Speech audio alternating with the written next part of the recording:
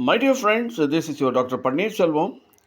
Now I'm depicting a video that says about the life sketch of Sri Aurobindo in photographs with a brief description. Sri Aurobindo was born in Calcutta on August 15th, 1872. Sri Aurobindo was a nationalist, poet, philosopher, and yogi, one of the foremost leaders of the Indian freedom movement, and he withdrew to Pondicherry to pursue the practice of yoga undisturbed. With the help of mother, she founded a Sri Aurobindo Ashram in Pondicherry. He developed a unique life-oriented spiritual discipline, the integral yoga. Sri Aurobindo lived 78 years and he spent four decades in Pondicherry. And the 4 decades of his life, Sri Aurobindo absolutely pursued the aim of his yoga to bring down the supramental consciousness upon earth in order to transform it. He envisaged a luminous future for humanity and the eventual unfolding of a divine life on earth. So Aurobindo's vision on life is presented in numerous works of prose and poetry, among which some of the best known are The Life Divine, The Synthesis of Yoga, and Savitri. He left his body on 5th December 1950. What is integral yoga? He said in his life sketch, he evolved a new method of spiritual practice which he called the integral yoga. The aim of it is a spiritual realization that not only liberates one's consciousness but also transforms one's nature. In the picture, Sri Aurobindo is seated with his elder brothers Benai Bhushan and Manmohan in Darjeeling in 1877. Sri Aurobindo with his parent and brothers in England in 1879. Aurobindo is seated. In England, when Sri Aurobindo was too young to go to school, he was tutored at home in Latin, French, history, geography, and arithmetic. Almost from the start, he took up serious literature, devoting himself mainly to poetry, Shakespeare, Shelley, Keats, etc. The poet was a primarily aspect of his personality. None of the other aspects that came later diminished the poet in him. You can look at Sri Aurobindo as a schoolboy in London between 1884 to 1887. At the age of 11, Aurobindo had studied and received strongly the impression that a period of general upheaval and great revolutionary changes were coming into the world. We see Sri Aurobindo with the family members during a visit to Calcutta around 1898.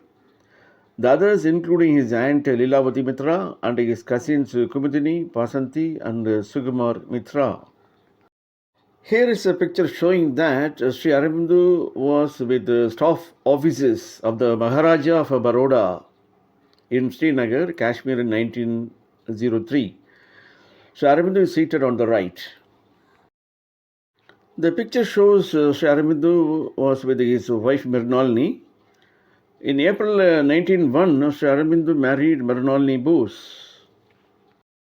Sri Aurobindo was with the students of his English class at Baroda, that is MS University of Baroda, where he was holding a top position as administrator as well as a professor of language and other subjects. He was also a vice principal in the university. That was in 1906 when it was a college. Sri Aurobindo was in Baroda in 1906. Then Sri Aurobindo went back to Calcutta, that is in 1907 in Calcutta on 23 August. Sri Aurobindo was in Calcutta the same year holding a copy of Bante Mataram. Sri Aurobindo was with the national leaders at Surat in Gujarat at the time of the Surat Congress. That was in December 24 to 31, 1907. Sri Aurobindo was arrested. He was in jail, that is Alipur jail in Calcutta, 1909. He remained continuing in the jail in Calcutta in 1909 in Alipur jail. You can see in the picture, Sri Aurobindo was giving a speech in Baidan Square in Calcutta on Partition Day, that was on 16th October of the same year. Sri Aurobindo was in East Bengal, now it is known as Bangladesh. So what he reviewed or what he has mentioned there that the part Sri Aurobindo took publicly in Indian politics was of brief duration, for he turned aside from it in 1910 and withdrew to Pondicherry. Much of his program lapsed in his absence.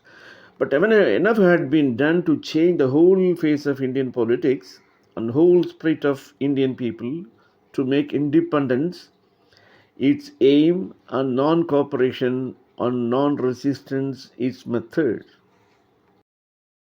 Aurobindo is seen in the picture in Pondicherry on 15th August 1911.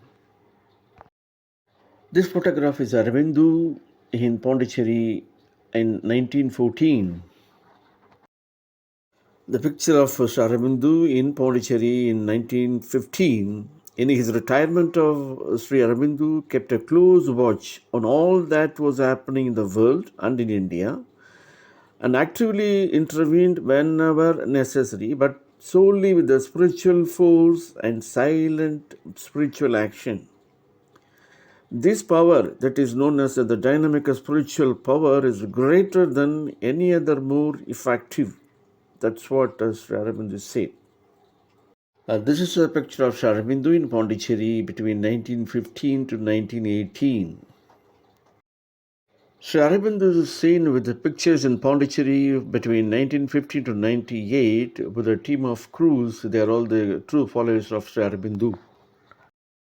This picture shows Sri Aurobindo was in Pondicherry in April 1950. He was concerned with the earth, not with the worlds beyond for their own sake. Sri Aurobindo's teaching states that this one being and consciousness is involved here in matter. Evaluation is the method by which it liberates itself. Consciousness appears in what seems to be inconscient, and once having appeared, is self-impelled to grow higher and higher, and at the same time to enlarge and develop towards a greater perfection. It's a very important point here to be noted down.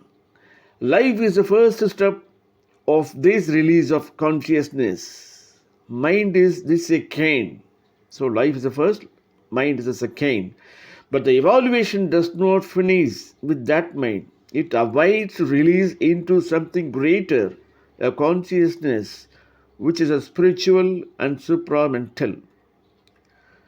Then the next step of the evaluation must be towards the development of supermind and spirit as a dominant power in the conscious being. For only then will be involved divinity in things, release itself entirely, and it became possible for life to manifest perfection. Sri Aurobindo teaches that a descent of the higher principle is impossible, which will not merely release a spiritual self out of the world, but release it in the world, replace a mind's ignorance or its very limited knowledge by a supramental truth consciousness, which will be sufficient instrument of the inner self and make it possible for the human being to find himself dynamically as well as inwardly and grow out of his still animal humanity into diviner race. The psychological discipline of yoga can be used to that end by opening all the parts of being to conversion or transformation through the descent and working of the higher, still concealed supramental principle. Sri Aurobindo left his body on 5th December 1950, but still his soul remains with us. He said he would appear back when the full transformation and full development and sustainable kind of transformation taken place among the people.